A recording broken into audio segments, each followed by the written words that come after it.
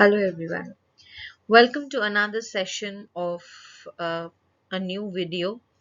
And today we'll be discussing about the diet that is prescribed or diet that is followed during pregnancy. So, what is pregnancy? What are the different types of changes, physiological changes that occurs during pregnancy? We have discussed that in detail. We have discussed the different complications during pregnancy. We have discussed the life of the first 1,000 days. And now the most important part is the diet during pregnancy.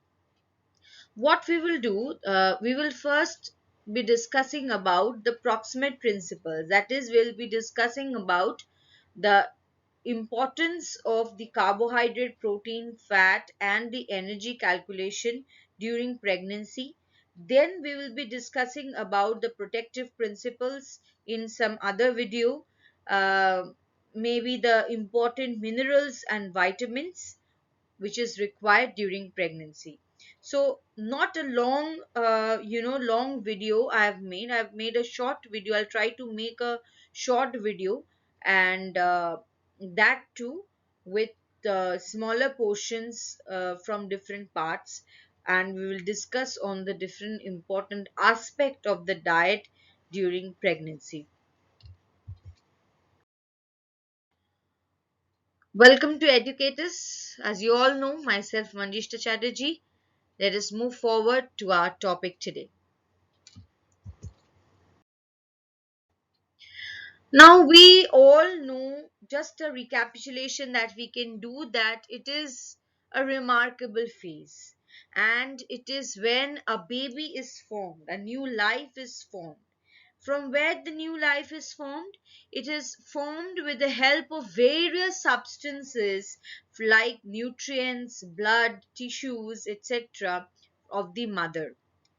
And during this time, the maternal health also is influenced by various genetic, social, economic factors, and also by the different environmental factors as well. And all these determine the growth of the baby, and all these determine the well being of the mother.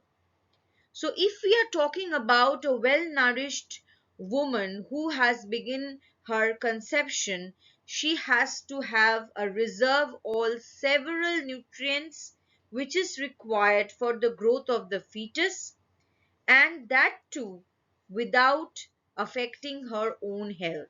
So that means whenever we are talking about any kind of diet, any kind of food, it has to be something for herself plus something or additional something which is required for the child, for the development of the child. So what we have to focus is, we have to focus about both the mother and the child. Because if you have followed the video on the 1,000 days of pregnancy, you will see that this is one of the most crucial time of life.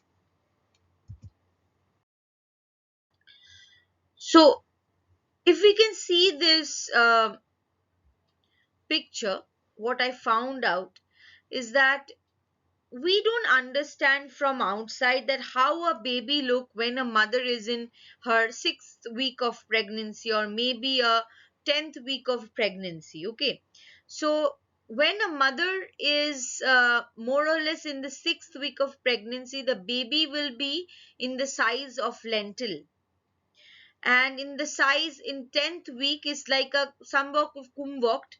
It is a kind of a a melon kind of a thing, small melon kind of a thing.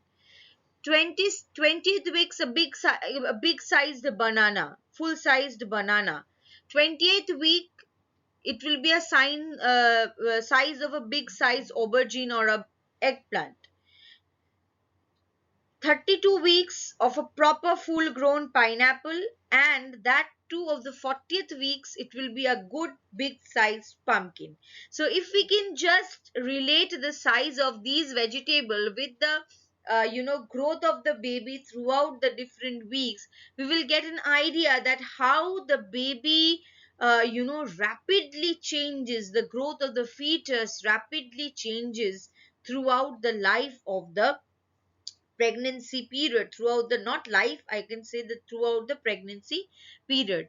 And to meet these requirements like the rapid growth of the fetus, the placental development, and also to support these, there will be enlarged maternal tissues like the breast, the uterus, and also the blood volume will also increase. The amniotic fluid will be formed. The amniotic fluid, this is the amniotic sac, and in this amniotic sac, you have the amniotic fluid. This is the placenta, and with the placenta, with the help of the umbilical cord, the baby is connected. So all these storage reserve, all these thing, the growth, the changes will be requiring a well balanced diet that has to be given by the nutritionists.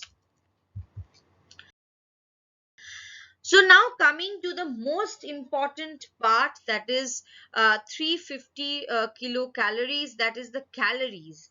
Because all the things like whatever of whatever a mother will have will be determined by the total calorie intake, right?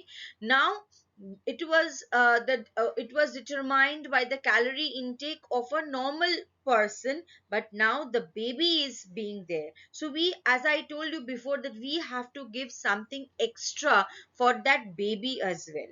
So over here you will be seeing two kind of chart, like one is in yellow color and one is in green color. Okay, so the yellow color is the RDA chart as given by RDA 2010, and the green color is the latest version of the RDA chart that is given by the RDA 2020. So now what happens during pregnancy, it is said in both the RDAs that an excess amount or an additional amount of 350 kilocalorie has to be given to meet the requirement of the mother when a mother is pregnant.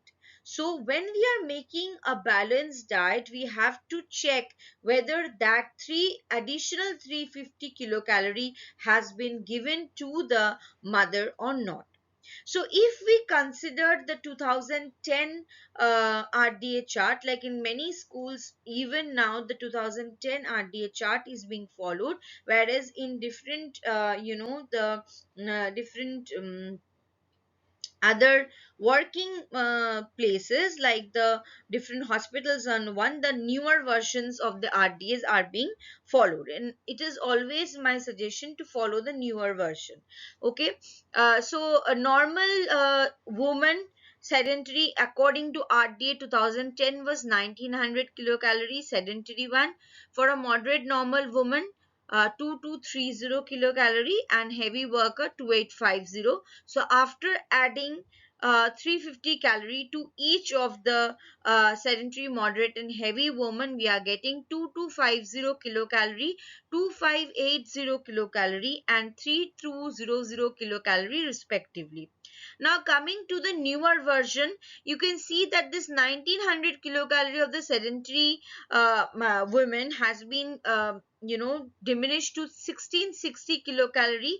So when we are adding 350 kilocalorie to it a total amount of 2010 kilocalorie is being seen, and from 2230 kilocalorie it is coming to 2120 kilocalorie. So a moderate amount has been diminished in the newer version of the RDA, and it is about 2470 kilocalorie. In case of heavy, it was 2850, where it is now 2720, coming to 3070 kilocalorie when we are adding 350 kilocalorie of energy.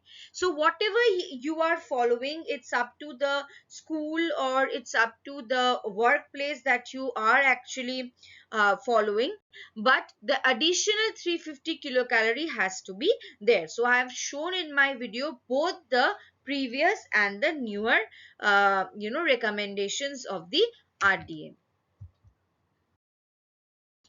Now coming to the protein in the the thing that I've shown over here is the previous 2010 RDA chart.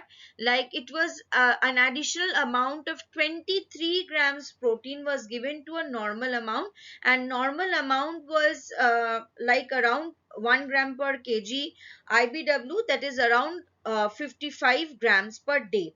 So if we are adding 23 grams to the protein requirement, so it is a coming to about 55 plus 23 gram, that is 78 grams per day of protein was given to the pregnant woman according to RDA 2010. So in to meet this protein requirement, definitely a balanced diet of protein has to be given from both the classes protein, that is first class and second class protein has to be given.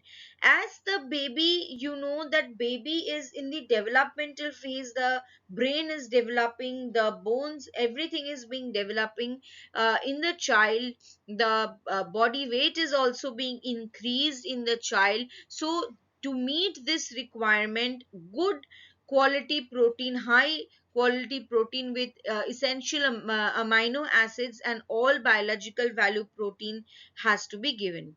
So if we can compare the diet or talk about the diet of the veg and the non-veg pregnant woman, like pulses can be given up about 60 plus 20 grams in case of a veg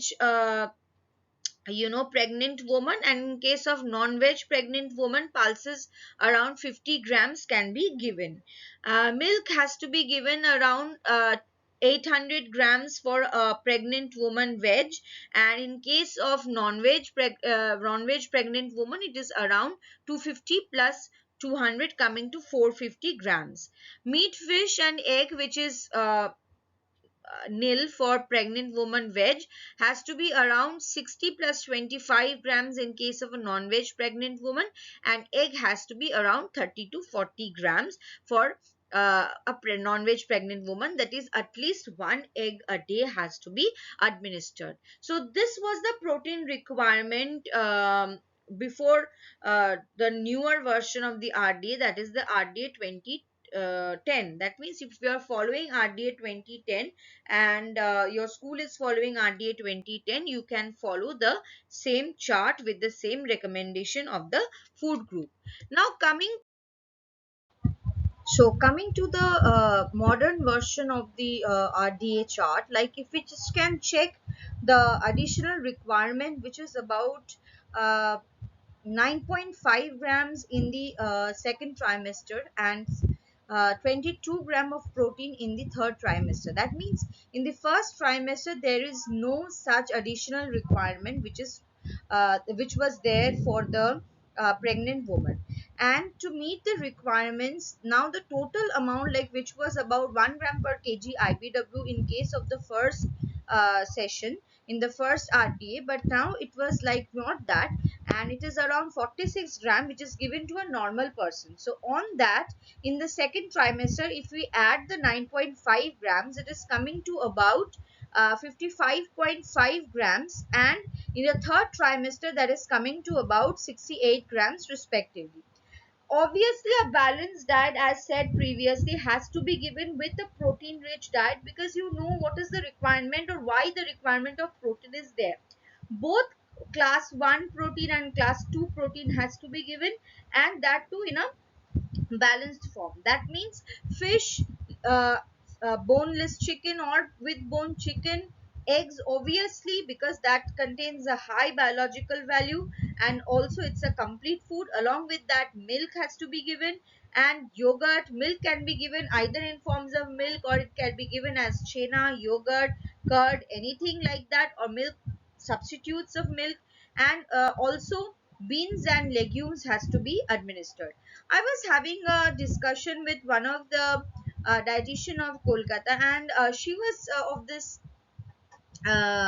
idea, or as we were having a discussion, she said me that as pregnancy is that period where the requirement increases and we need to feed the baby for both the mother and the child, the protein should be there for the higher side, because as I told you before, that we always follow the normal, the normal RDA, that is the not the normal RDA, like the newer RDA always, but in the newer RDA it is seen that the previous RDA, according to the previous RDA, the protein was around 78 gram, like 55 plus 23, and this 23 was not broken into like first trimester, second trimester, third trimester. Throughout the pregnancy, 23 grams of protein extra what was being given to the mother, plus plus 55, that is 1 gram per kg IBW of protein. But now that 55 gram has been diminished to 46 gram, and also for first trimester we are not giving anything extra. For second and third we are giving something extra, which is around coming in the third trimester to about 68 gram. So it is always better to give protein on a higher side, because the requirement during this time of mother and the child increases. Coming to the next nutrient is the fat. There is no change in the fat requirement, but when we were going through the when I was going through the newer RDA chart for the pregnant woman, at the end of all the videos for this I'll be discussing about the given the RDA food groups. I'll show you the RDA food groups, and then we'll be discussing about the different types of food, the food pyramid of pregnancy and all. I'll be discussing that in one video, definitely. So fat, there is no change, and they require an amount of 30 grams of fat, and that has to be given by an essential fatty acid. Extra visible fat,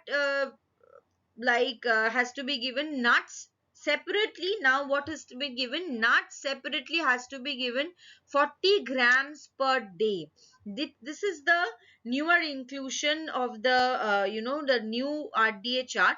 Like, this inclusion was not there in the previous RDA chart. Like, 40 grams per day of nuts and seed oil has to be given, which is helpful for the neurological or the brain development of the baby, and and also it helps in the digestion of the baby. So what in normal women, the fat requirement, visible fat, is 20 grams, 25 grams, 30 grams for sedentary, moderate and heavy worker respectively, which is just 30 grams, 30 grams and 30 grams for the pregnant woman. So it is all same.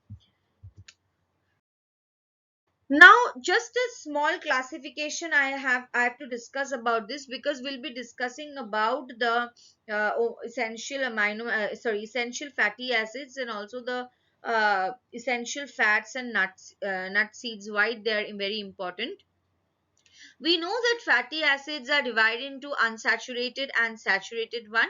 Unsaturated, you know that they have unsaturation at different point, and saturation, they don't have any unsaturation, and they have single bond. All single bond chains are there. So unsaturated fatty acids are of two types. Essential, that means they are required by the body and are not supplied by the regular diet. Not supplied by our body, and have to be taken up by the regular diet. So omega 3 alpha linolenic acid and omega 6 linoleic acid. Non-essential amino acid, EPA and DHA, GLA and oleic acid. Under saturated fatty acid, these are also non-essential butyric acid, palmitoleic acid and stearic acid are the basic classification.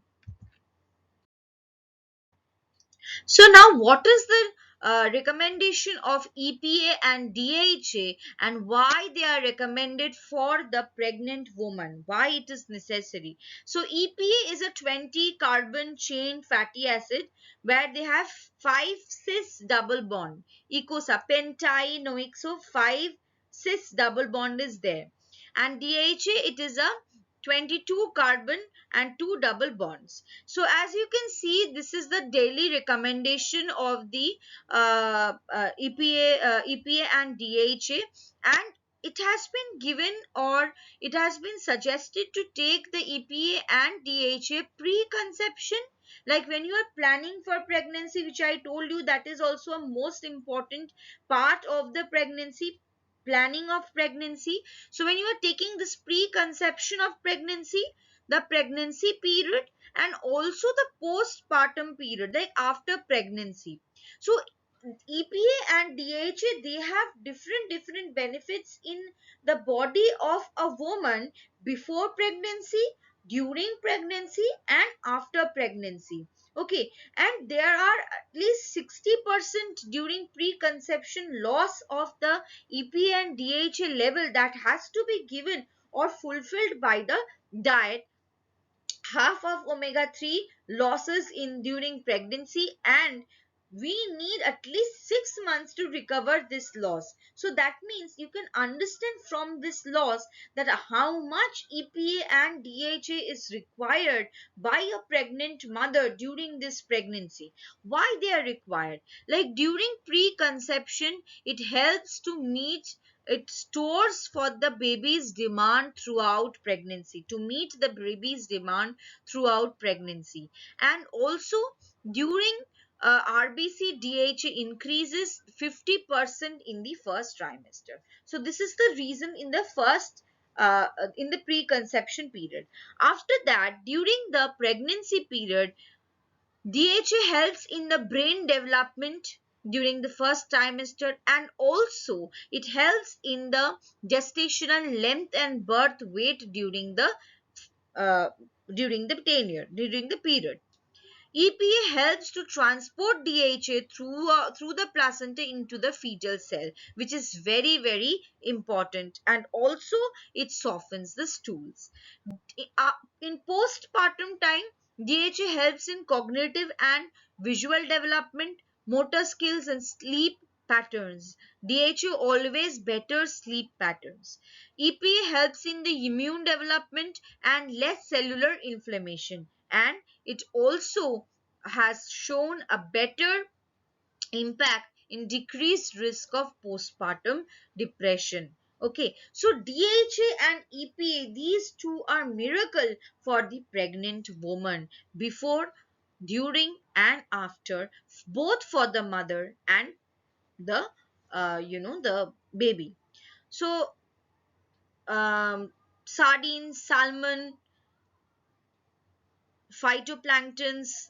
Now we over here we get mackerel, cod liver, tablets are there, cod liver, supplements are there, sardines we get, different seaweed we get. It's easily available nowadays. So EPA is a good source of all these things, and DHA is very good in salmon and beef, different variety meat, okay, seal meat. These are all good sources of DHA. So if we can, and we will also, when we will be doing the the diet chart, proper diet chart for the pregnant women, like we'll be doing a diet chart, like the food the food sources, we'll be learning about them. We'll be definitely discussing about the Indian sources, and also the sources from the low cost sources, because everybody it's not possible for everybody to afford a salmon. Okay, so that's why, and that's why EPA and DHA are very important. Now, essential fatty acids, very important. So that's why 40 grams per day has been given to seeds, seed oils, and nuts. So seeds like chia seeds, many of us are very much, nowadays are very much into this having or munching chia seeds, hemp seeds, flax seeds, starflower seeds, sunflower seeds, and all. But there are, these are something which we sometimes don't get it very oftenly. We get it, but we don't sometimes, it is not possible for every category people to get it properly. So there are some good sources, but easily available sources as well, like the pumpkin seeds. Now, what is the pumpkin seeds? It is said that it is a rich antioxidant, and also it has a high anti-inflammatory properties which help to lower the cholesterol levels and also help to strengthen the immune system. So if we are not into the chia seeds and all those things, we can also, take the pumpkin, we can also separate the seeds, we can wash them and dry them under the sun, roast them, or we can also make this pumpkin seed pesto. If we have a smell like that, this pesto can be add onto the bread and have it like a good snack, or with the salad it can be with the, if you are having any kind of a boiled chickpeas or something like that, you can add this pesto sauce and you can have it. So pumpkin seeds are good sources of magnesium, iron and copper. Like when we'll be doing the protective principles of food, the different vitamins and the minerals, we'll be learning about them. And zinc, and also great source of vitamin E and K, which are very very important during the pregnancy. Coming to another powerful seed, that is sunflower. They are very good source of folate or folic acid, which is very essential during pregnancy, as you all know. And they're also rich in vitamin E, phosphorus, potassium, and also antioxidant. Like we all say that have a handful of almonds or something, have some walnuts, but we sometimes look down upon peanuts, which are a miracle. What we can say, it's a miracle. Peanuts, peanut butter, and even peanuts, normal peanuts, if you can take a handful of peanuts which are readily available, they have a good source of fiber, good protein, good fat, and also they are cholesterol free, they are less sodium, so are very good for the pregnant woman, and an excellent source of monounsaturated fatty acid, which actually helps to lower down the cholesterol level. So a mother who cannot buy almonds, who cannot buy pistachio, cannot buy the the chia seeds, can definitely opt for pumpkin and peanuts, and can definitely uh, you know mm, uh, cater the RDA needs of nuts and seed oil. So today up to this, like we have discussed in detail about the protein, the calories requirement, and also the fat requirement. Now you'll be telling me about the carbohydrate requirement. Carbohydrate in case of a pregnant woman is very very essential. Why essential? Because when we are taking the total calorie need and we are subtracting the protein need and the fat need, whatever is left is the carbohydrate. And carbohydrate will again provide the bulk of the diet. Carbohydrate will provide the energy to the pregnant woman. But what kind of carbohydrate are we providing? That is very very important. So a balanced carbohydrate diet is very very important for the pregnant woman. That means we have to give them a diet rich in fiber, that is complex carbohydrate, and also to bear the days stress, days work, the energy needs, so we have to balance them with simple carbohydrate as well. So we can give them good amount of you know uh, whole wheat foods, uh, whole wheat cereals can be given, and that whole wheat cereals can be well balanced with a dal portion, that is a protein portion, and that can be well balanced with some nuts, with some green leafy vegetables, with some good portion of protein. Again, dal and protein, that means if you are a non-veg mother, then dal and protein, a milk source, that is in the form of either milk or a curd, in each and every meal that we are giving to the mother. That means when we are starting with a breakfast, that has to be a balanced diet. When we are giving the mother a lunch, that has to be a balanced diet, and the dinner a balanced diet. And with that, we have to give the mother some healthy snacks. As we were discussing the different the complex, the problems of pregnancy, the nauseatic feeling, the burping, the puking, during pregnancy. Small short meals are very good for the mother, with good fruits, good cut fresh fruits, good cut fresh fruits along with some juices can be given. Like juices, if we are not straining that, juices is beneficial for the mother. And along with that, nuts can be administered too. Now if we give a wholesome meal, a one pot meal, like if you are giving two rotis properly, a portion of rice, or if rice is given along with that proper dal, one leafy vegetable, one normal vegetable, one portion of good fish, or a bowl of curd and water, proper salad is given, a good meal is given, and a balanced diet, the calorie will be uh, maintained, and the requirement of protein will also be fulfilled. So we'll be discussing in detail in the next video on the different important vitamins and minerals required. If that will be that I can compile within one video, because one video is going to be too long. So if I can compile that in one video, I will do. Otherwise, I'll break that into two parts again. So I hope you like the video. That's all for today.